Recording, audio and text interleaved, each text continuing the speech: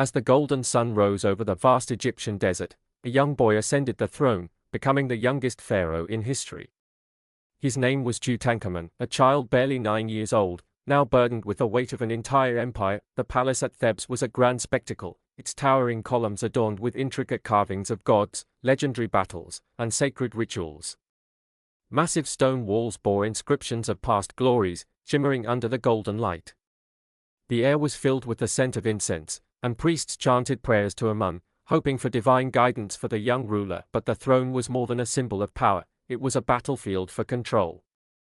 In the shadows stood two formidable figures, Vizier A, the cunning advisor, and General Horem, the ambitious military leader. Both men had served the previous pharaohs, and now, with a child on the throne, they saw an opportunity. Who would truly rule Egypt, the boy king or the men who whispered in his ear? Despite his youth, Tutankhamun was not alone. Beside him stood Ankhesenamun, his half-sister and future queen. She had grown up in the same gilded halls, surrounded by secrets and intrigue. Though still young herself, she understood that their survival depended on the political games played within these walls, but deep within the palace, unseen forces conspired. Some sought to restore the old gods, while others longed for absolute power. Tutankhamun had no idea that his fate had already been written in the sands of time, nor that his reign would lead to one of history's greatest mysteries. Despite the golden splendor of his reign, Tutankhamun inherited a kingdom in turmoil. His father, Akhenaten, had abandoned the traditional gods of Egypt, closing their temples and replacing them with the worship of a single deity, the sun god Aten. This radical change had thrown Egypt into chaos, angering the powerful priesthood and unsettling the people. Now, as the young pharaoh sat on his grand throne, his advisors whispered conflicting counsel into his ears. Vizier A, a seasoned politician, urged him to restore the old gods and win back the favor of the people. General Horem, a man of war, pushed for a show of strength, to ensure that Egypt's enemies would not see the country's internal strife as an opportunity for invasion. For a child, such decisions were daunting. But there was no time to hesitate. Under pressure from the priests, Tutankhamun made his first royal decree: the temples of Amun, Ra, and Osiris would be reopened. The great statues of the gods, once torn down by his father, would be rebuilt across Egypt. This decision was met with both relief and fear. The priests rejoiced, believing that the true gods had returned. The common people, who had been forced to abandon their faith under Akhenaten, felt a renewed sense of belonging. But there were those who still held on to Akhenaten's vision, those who whispered that the pharaoh was being controlled, that he was merely a puppet for the powerful men around him. Did Tutankhamun truly rule, or was he just a boy wearing a crown? In the shadows of the grand temple halls, as golden torches flickered against ancient stone, the struggle for control had only just begun. The halls of the royal palace in Thebes gleamed with gold and precious stones, but beneath its beauty, danger lurked. Tutankhamun, though pharaoh in name, felt the weight of unseen hands guiding his every move. Every decision he made, every decree he signed, was shaped by the whispers of powerful men. Vizier A, a seasoned politician, always spoke with a soft, reassuring voice, urging the young king to focus on stability, to trust the wisdom of his elders.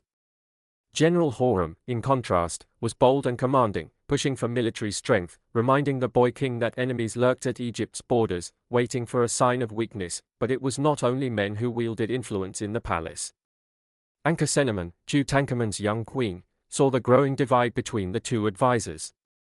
She had spent her childhood in the royal court, watching her father, Akhenaten, rule with absolute conviction. Now, she could see that her husband was not yet his own master. Late at night, under the glow of oil lamps, she whispered to him, "You must be more than a name on the throne. Egypt is yours to rule, not theirs." Tutankhamun, still only a boy, listened, but said little. The weight of the double crown of Egypt pressed heavily upon him. Meanwhile, in the darkened corridors of the palace, conspiracies formed.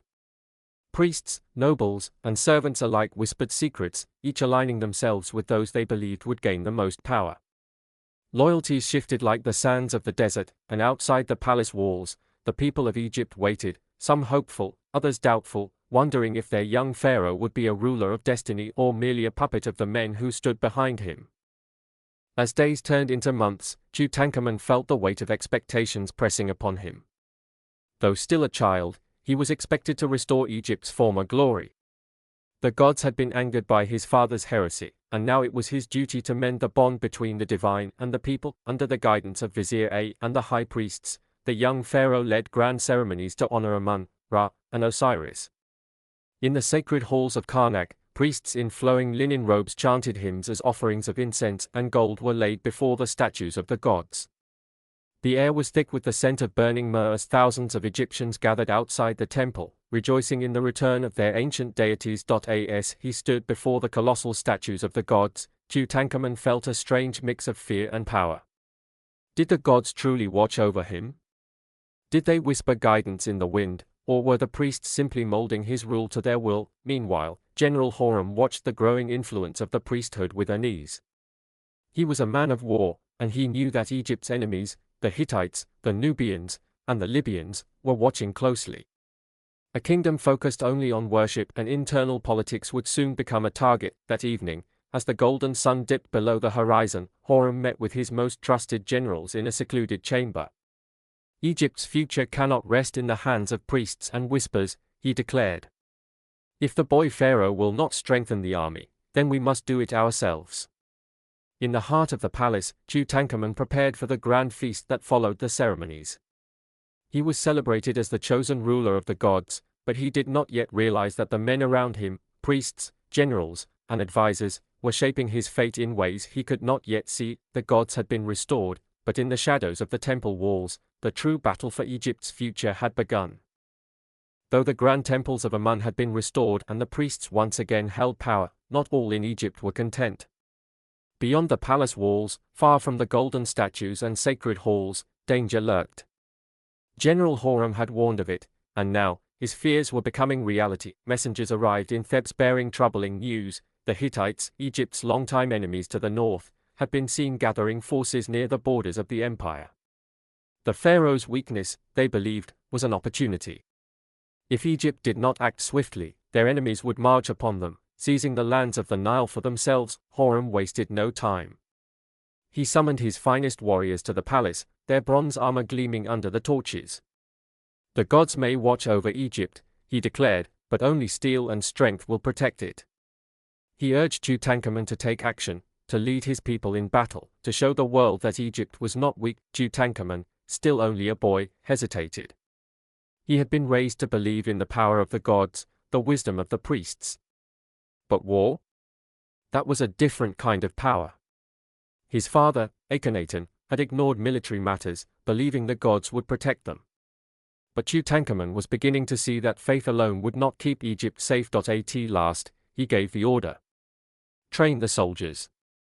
Strengthen our borders. Egypt will not fall. For the first time, the boy king had made a decision not dictated by the priests or Vizier A. He had listened to Horem, the man who saw the world not in prayers and offerings, but in shields and swords. The order was given. Across Egypt, warriors sharpened their blades, chariots were prepared, and banners bearing the golden falcon of Horus were raised. But even as Egypt prepared for war, there were those within the palace who saw this as an opportunity to control the pharaoh or, perhaps, to remove him altogether. The battle ahead would not just be fought on the sands of the battlefield, but within the very heart of the palace itself. The heat of the Egyptian sun burned down upon the vast desert plains as Pharaoh Tutankhamun stood in the royal training grounds, gripping the reins of a golden chariot. Though still a boy, he was determined to prove himself not only as a ruler but as a warrior, a king worthy of leading his people. General Horem, standing nearby in full armor, watched as the young pharaoh prepared for his first chariot ride. His voice was stern but respectful. A true pharaoh does not rule from the safety of the palace. He must ride with his men, feel the battle, and inspire fear in his enemies. Tutankhamun nodded, determination burning in his eyes. He mounted the chariot, his feet steady despite the shifting sands. The horses neighed, their muscles tense as the royal trainer gave the command. With a flick of the reins, the chariot surged forward, the wheels kicking up clouds of golden dust. The thrill of speed coursed through him. Wind whipped at his face as he maneuvered through the training course, striking wooden targets with his bow. His arrows flew true, each one landing with a satisfying thud. The watching soldiers murmured in approval. Perhaps the boy king was stronger than they had thought. From the shaded viewing platform, Vizier A watched in silence. His expression remained unreadable, but his thoughts raced. A pharaoh who can fight is a pharaoh who can rule without guidance, he mused. That could be dangerous.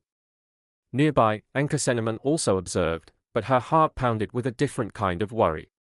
She knew the dangers that lurked in the palace. Her young husband was brave, but bravery alone would not protect him from those who sought to control his fate. As the sun began to set, Tutankhamun completed his training. He leaped from the chariot, dust clinging to his royal garments, his face shining with exhilaration. "I am ready," he declared, his voice stronger than before, but even as the pharaoh trained for war, the true battle had already begun, not on the battlefield, but in the halls of his own palace. Enemies did not always wear armor, some wore the smiles of trusted advisors. Night fell over Thebes, and the grand halls of the royal palace were illuminated by flickering torches. The scent of incense lingered in the air, masking the quiet murmurs of those who walked its stone corridors. While Pharaoh Tutankhamun rested after his day of training, others plotted in the shadows. In a dimly lit chamber, Vizier A sat across from a group of high-ranking priests and royal officials. His face, lined with age and wisdom, remained calm as he spoke. "The boy is growing too confident. If he begins to rule as a warrior, he may no longer listen to those who guide him." A high priest, his golden amulet gleaming in the firelight, nodded. "The temples are only just regaining their power after Akhenaten's heresy. We cannot allow war to shift Egypt's attention away from the gods." Another official leaned forward, his voice low. "And what of General Horem? His influence grows with each passing day. If the pharaoh places his trust in the military, where will that leave us?" Vizier A steepled his fingers in thought. He had spent decades in the palace, advising pharaohs and ensuring Egypt's stability. To him, Tutankhamun was not just a boy, he was a piece on the great board of power, one that needed careful control. "We must ensure that his path leads where it must," A said at last. "For the good of Egypt." Meanwhile, in the royal chambers, Queen Ankhesenamun paced restlessly. She could sense the shifting currents of power, the unspoken battle being waged within the palace walls. She knew her husband was surrounded by men who sought to shape his rule to their own desires. Approaching the balcony, she gazed out at the temple of Amun, its grand columns glowing in the moonlight. Would the gods protect Tutankhamun, or had they already turned their gaze elsewhere? Inside, the young pharaoh slept, unaware that the greatest threats to his reign were not the armies beyond Egypt's borders, but the whispers of those closest to him. The cool night air drifted through the palace corridors as Tutankhamun sat alone in his chamber, his mind restless despite his exhaustion. His body ached from the day's training, but his thoughts refused to settle. Something about the way Vizier A and the high priests had looked at him during the ceremonies unsettled him. He was Pharaoh, the ruler of Egypt, the living god on earth, yet he often felt like a pawn in a game he did not fully understand. A soft knock at his door interrupted his thoughts. The guards outside did not stir, which meant that whoever was there was someone trusted. "Enter," Tutankhamun called. The door creaked open, and Ankhesenamun stepped inside, her face lined with concern. She wore a sheer linen gown, her dark hair braided in gold, but it was her eyes, full of urgency, that caught his attention. "You are in danger, Tutankhamun," she whispered. The young pharaoh frowned. "What do you mean?" She closed the door behind her and stepped closer. "Vizier A. The priests. Even some of your officials. They are afraid of you." Tutankhamun scoffed. "Afraid? Of me?" "Yes." Ankhesenamun knelt beside him, gripping his hands. "They see that you are changing. You are no longer the quiet boy they could control. You train with the army. You listen to Horem instead of them. And now, they whisper in dark corners, making plans." Tutankhamun clenched his jaw. He had suspected as much, but hearing it confirmed from his wife, his only true ally, sent a chill through him. "What do they intend to do?" he asked. Ankhesenamun hesitated. "I don't know yet. But I fear they will not allow you to rule as you wish. They may try to control you, or worse." Silence stretched between them. For the first time, Tutankhamun felt not like a god king, but like a boy caught in the jaws of something much larger than himself. At last, he stood, his expression hardening. "Let them plot. I will not be their puppet." But deep down, he knew that power in Egypt was never given freely. It was seized, sometimes with whispers, sometimes with blood. The palace of Thebes was a place of beauty, grand pillars, golden statues, and murals depicting the gods. But beneath its splendor, it was also a place of secrets, where power shifted not just with words, but with shadows and silence. On this night, one such shadow moved with deadly intent. As Pharaoh Tutankhamun slept in his royal chamber, a figure crept through the corridors, unseen by the guards. Cloaked in black linen, the assassin knew the path well. There were hidden ways through the palace, used only by those who knew its darkest secrets. The door to the pharaoh's chamber was slightly open. Inside, the young king lay on his golden bed, his chest rising and falling in peaceful sleep. The assassin unsheathed a dagger of obsidian, its blade honed to perfection. This was not the act of a mere killer, it was the will of those who had deemed the pharaoh's growing power a threat. But just as the assassin stepped forward, a soft sound broke the silence. A whisper of movement. Assassin, she had awoken suddenly, as if the gods had sent her a warning. Her sharp eyes caught the glint of the blade in the dim torchlight, and without hesitation, she grabbed a small bronze lamp from the bedside and hurled it across the room. Crash! The assassin flinched as the lamp shattered, spilling oil and flame across the floor. The flickering light illuminated the intruder's face for just a moment. A palace servant, the cry of Queen Assassin rang through the halls. Guards! Intruder! The assassin had no choice. In a swift motion, he fled, vanishing into the palace corridors before the guards could arrive. Moments later, Hiram and a unit of soldiers stormed into the chamber, swords drawn. The queen stood beside the pharaoh's bed, her breath quick, her hands clenched. Tutankhamun had woken, his face pale with shock. Someone tried to kill me. His voice was quiet, but his eyes burned with anger. Hiram knelt before him. This was not a random attack. Someone powerful sent that assassin. Assassin turned to her husband, her voice trembling. You must act now, Tutankhamun, before they try again. The young pharaoh sat up, his fear hardening into something stronger, determination. For too long, he had allowed others to shape his destiny. Now, it was time to take control. The halls of the royal palace were no longer peaceful. The attempt on Pharaoh Tutankhamun's life had changed everything. Guards doubled in number, their eyes sharp, their hands gripping their spears tighter. Every shadow seemed more dangerous, every whisper a possible conspiracy. Inside the war chamber, Tutankhamun sat upon his golden throne, his fists clenched as he faced General Hiram, Vizier A, and several high-ranking officials. The flickering torches cast long shadows across the room, making the air feel heavy with unspoken accusations. Someone in this palace tried to kill me, the young pharaoh said, his voice cold. I want to know who. Silent, the officials shifted uneasily. They were used to a boy they could manipulate, but the figure before them was no longer just a child. He was Pharaoh, and for the first time, they saw the fire of a true ruler in his eyes. General Hiram stepped forward. My Pharaoh, we have questioned the palace servants. The assassin was one of them, but he was found dead before we could interrogate him.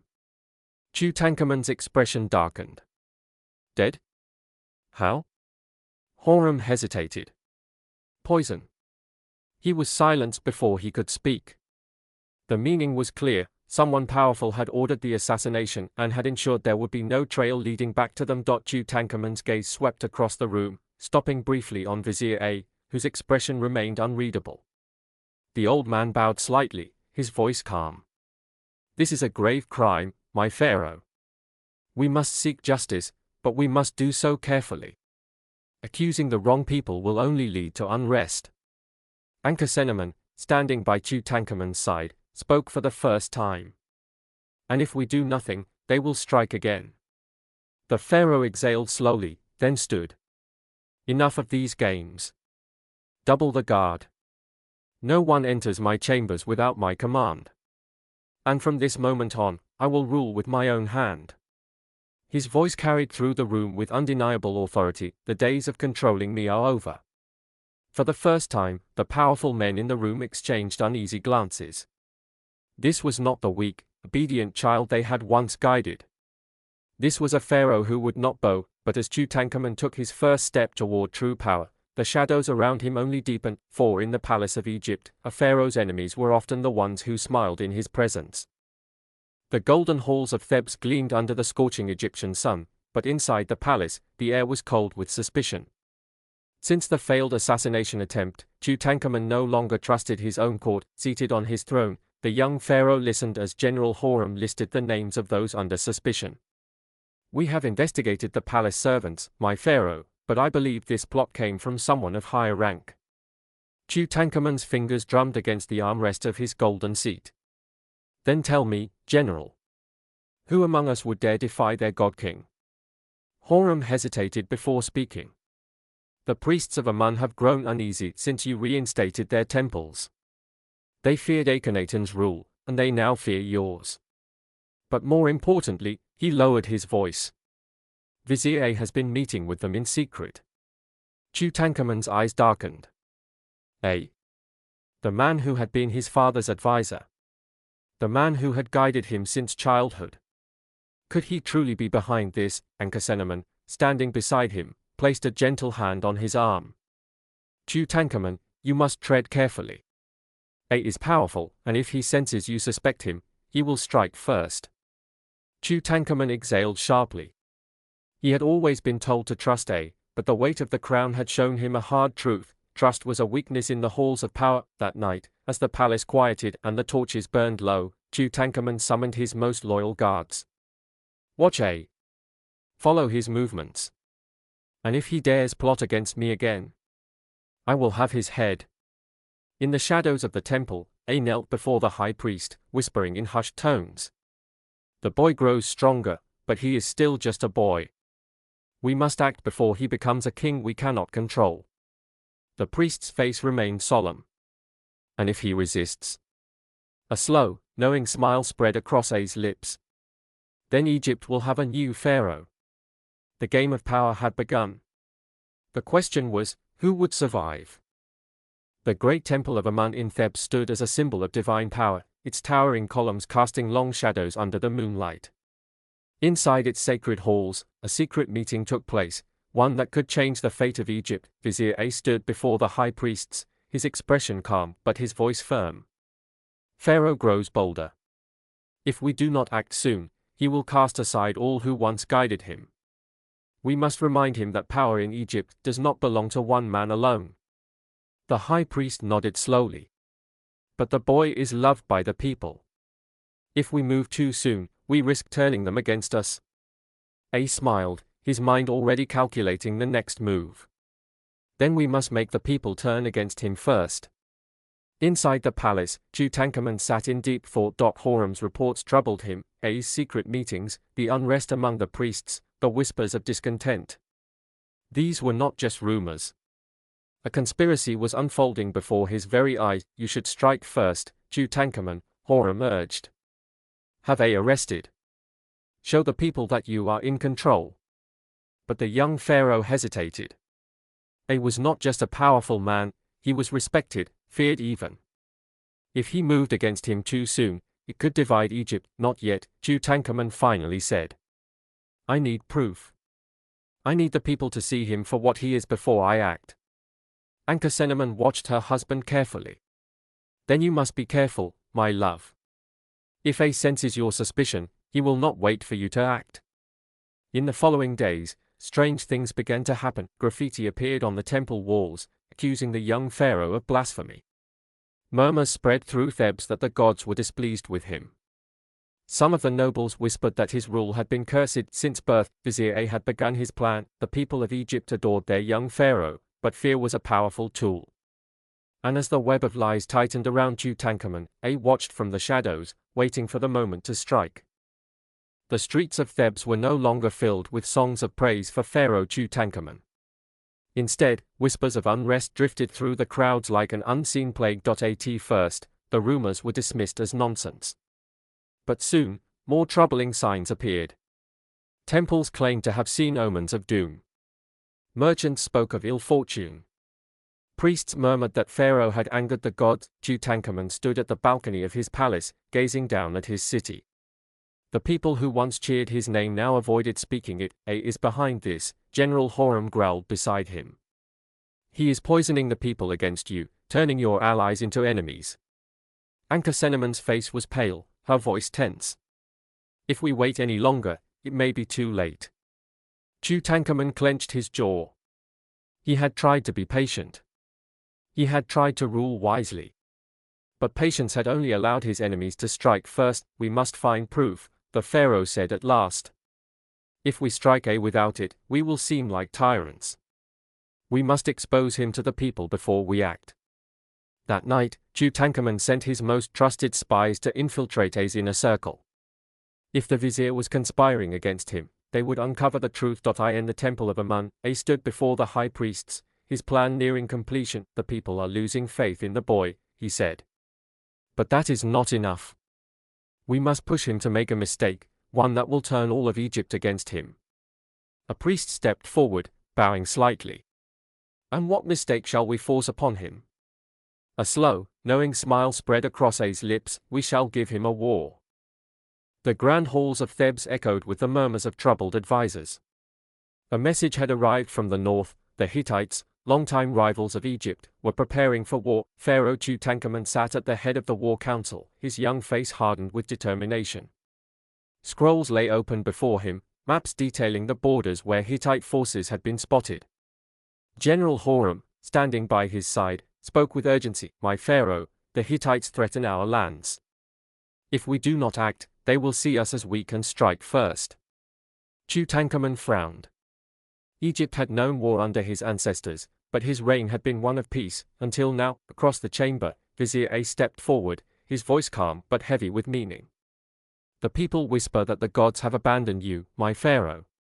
A war, a great victory, could silence these doubts. The words hung in the air. Was this A's plan? To lure him into battle, where an accident could be arranged. Ankhesenamun, sitting beside Tutankhamun, clenched her fists. This is dangerous, she warned. If we march to war now, we may be walking into a trap. But Horem's voice was firm. It is better to face our enemies in battle than let them come to our gates. Tutankhamun stood, his decision made. We will prepare for war. But we will march on my terms, not A's, not the priests, not the whispers of fear. That night, as the pharaoh's warriors readied their weapons and chariots, a lone messenger rode into the darkness, carrying a secret message. It was addressed to the king of the Hittites, and it was sent by Vizier A. Under the cover of darkness, a lone Hittite rider galloped through the desert, carrying a scroll sealed with an Egyptian insignia. The destination, the court of King Suppiluliuma I, ruler of the Hittites. Inside his grand hall, the Hittite king unrolled the message. His eyes flickered with interest as he read the words written in fine Egyptian script. Pharaoh Tutankhamun marches to war. His forces are strong, but his leadership is weak. If you strike at the right moment, the boy king will fall. Egypt will be left vulnerable. A new ruler shall rise, one who does not seek war with you. The message bore no signature, but Suppiluliuma understood its meaning. Someone within Egypt was plotting against their own pharaoh. The king smirked. So, there is division in the land of the Nile. He turned to his generals. If their own advisors betray him, then Tutankhamun is doomed before the battle begins. Meanwhile, in Thebes, Tutankhamun prepared for war, unaware of the dagger pointed at his back. His chariot stood ready. His warriors polished their bronze weapons. The pharaoh himself practiced with his bow, his heart pounding with the thrill of battle. For the first time, he would fight not as a boy, but as a warrior king. Ankhesenamun, watching him, could not hide her worry. Something is wrong, Tutankhamun. This war came too suddenly. What if it is a trap? Tutankhamun turned to her, his expression unreadable. Then I will fight my way out of it. Little did he know, A's betrayal had already set his fate in motion. The sun rose over Egypt's vast desert, casting golden light upon the army of Pharaoh Tutankhamun. Thousands of warriors stood ready, their bronze spears gleaming, their chariots lined in perfect formation. At the front, the young pharaoh mounted his golden chariot, gripping his bow tightly. The war drums thundered. General Horem rode beside him, his face battle-hardened. We will strike first, my pharaoh. The Hittites will not expect an attack so soon. Tutankhamun nodded, his heart pounding. This was his moment, to prove his strength, to silence his enemies. To show Egypt he was not a weak ruler. From a distance, Vizier A watched in silence. He had set the trap, and now, he only needed to wait. The Egyptian army charged across the desert, their chariots kicking up clouds of dust. The first skirmishes went well, the Hittites were caught off guard, forced to retreat, but as they pursued the enemy deeper into unfamiliar territory, something changed. Hiram pulled his horse to a stop, scanning the horizon. This isn't right. The Hittites don't flee so easily. Then, from the hills, a second Hittite force emerged, one far larger than expected. They had been lured into a trap. The Hittites surged forward, their war cries echoing across the battlefield. Tutankhamun's chariot swerved violently as arrows rained down. His soldiers fought fiercely, but they were outnumbered, outmaneuvered. The young pharaoh turned to Hiram, realization dawning on his face. He had been betrayed. The desert battlefield was chaos. Egyptian warriors fought bravely, but they were surrounded. Hittite chariots tore through the sand, their archers raining death upon Tutankhamun's forces. The young pharaoh's golden chariot swerved sharply as a Hittite spear barely missed him. His horses neighed in panic, kicking up dust. He gripped the reins tightly, his mind racing. This was not a battle, it was an ambush. From across the battlefield, General Hiram shouted orders, trying to rally the troops. But the Hittite forces were too many, their strategy too precise. Someone had given them information, someone from within Egypt. Tutankhamun's heart pounded with fury. He had trusted his advisors. He had marched into battle believing in his strength. But now he realized, this war had never been his to win. Suddenly, a Hittite arrow struck his shield, knocking him off balance. His chariot wheels hit a deep ridge in the sand, and before he could react, crash, the golden chariot flipped over. Tutankhamun was thrown into the air, his body slamming against the desert floor. The impact dazed him, and for a moment, the world spun around him. Blood dripped from his lips. His leg throbbed with pain, broken, perhaps. He tried to stand, but his body would not obey him. Above him, the sky blurred. Sounds of battle faded. His warriors screamed his name, but their voices were distant. As the sun burned down upon him, Tutankhamun, Pharaoh of Egypt, lay helpless in the sands of war. The battlefield was lost. Egyptian soldiers retreated, dragging their wounded as the Hittites claimed their victory. Among the fallen lay Pharaoh Tutankhamun, his body broken, his vision blurred from pain. Above him, General Hiram fought fiercely, trying to reach his king. But the battlefield was thick with enemies. Time was running out. Two loyal soldiers rushed to Tutankhamun's side, lifting him onto a horse. "Hold on, my pharaoh," one of them pleaded. With Hiram covering their retreat, the surviving Egyptian forces fled, carrying their wounded king back to Thebes. 4 days, Tutankhamun drifted in and out of consciousness, fevered and weak. His body burned with pain, his mind clouded.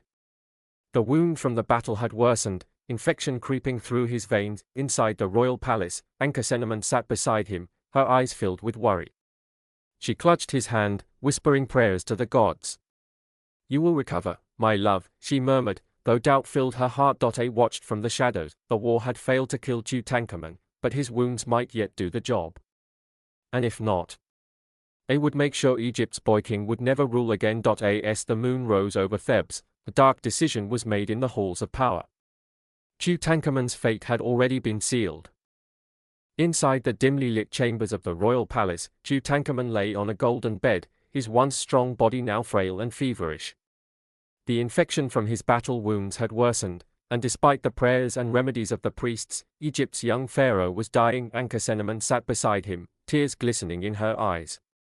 She held his hand, whispering words of comfort, but he was too weak to respond. His breaths came slow and shallow. Outside the chamber, Vizier A and General Hiram stood in silence. They had both served the pharaoh, but each had their own ambitions. "The gods have decided," A finally spoke. "Egypt will need a new ruler." Hiram's jaw tightened. "He is not dead yet." A turned to him, his expression unreadable. "Then it is only a matter of time." That night, the palace grew eerily silent. The priests burned incense, but nothing could stop the inevitable. Some whispered that the pharaoh's wounds had been made worse by poison slipped into his drink, an assassination carried out in secret. As the first light of dawn touched the walls of Thebes, a lone servant rushed through the halls, his voice breaking the silence. "The pharaoh is dead." Egypt's golden child, the last hope of his dynasty, was no more, and with his death, the throne of Egypt stood empty, ready for the taking. The death of Pharaoh Tutankhamun sent shockwaves through Egypt. The people mourned, crying out to the gods for their fallen ruler.